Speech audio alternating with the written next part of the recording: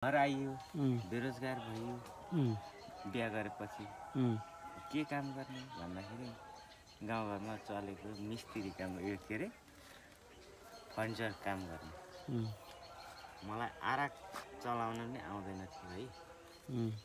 अनि त्यहाँदेखि एउटा प्लेन्जर फेरि भर्खर लाइन आएको थियो हाम्रो ठाउँमा क्या। यो चाहिँ 64 सालमा फेरि।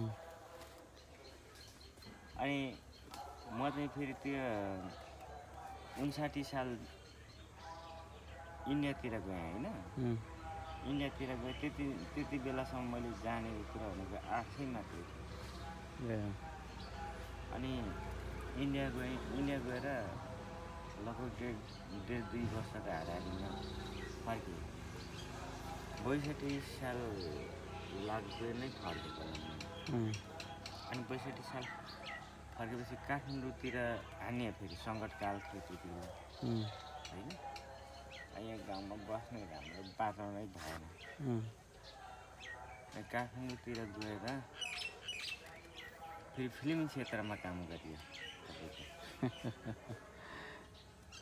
अनि फेरि गाउँ 65-63तिर फर्काइ भयो। 63 फर्काइ भयो पछाडि चाहिँ बिहा गरेँ। मैले बिहा गर्दाखेरि बेरोजगार भइयो। अनि बेरोजगार हुँदाखेरि मिस्त्री काम गरेँ। गर्दै अरूले चाहिँ काठको काम गर्दाखेरि बसौँ लागेर मिस्त्री बन्यो। म चाहिँ डेढ वर्षमा फुल्ली मिस्त्री भएँ। कसरी भन्दा पहिला आर्ट्स गर्थेँ, बुट्टा पनि हान्न सक्ने भएँ।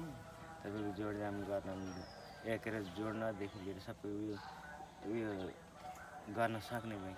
ग्राफ गरिवरी अब डिजाइन कोरिवरी यस्तो बनाउने त्यस्तो बनाउने भनेर देखाउन पनि सक्ने भएँ।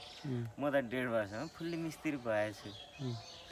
अनि 65 सालसम्म मिस्त्री नै काम गरेँ होइन। बुट्टाहरू धेरै राम्रो पलङहरू बनाएँ, पलङ बक्स पलङ होइन। अनि यस्तो दराजहरू, 3 पिसहरू डिजाइनको काम गर्न सक्ने।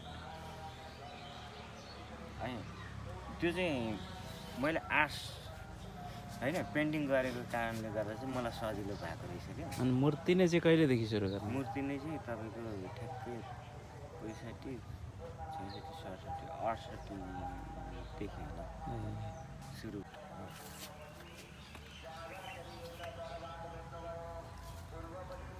अहिलेसम्म कतिवटा मूर्ति बनाइसक्नुभयो? अहिले लगभग 50-60 वटाको हाराहारी मैले बनाएको लगभग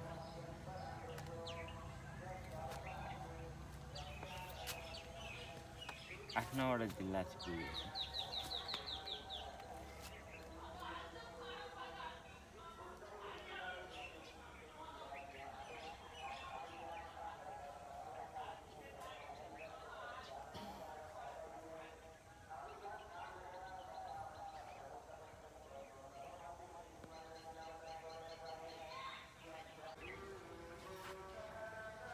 भर्खरको देखिने हो अलिक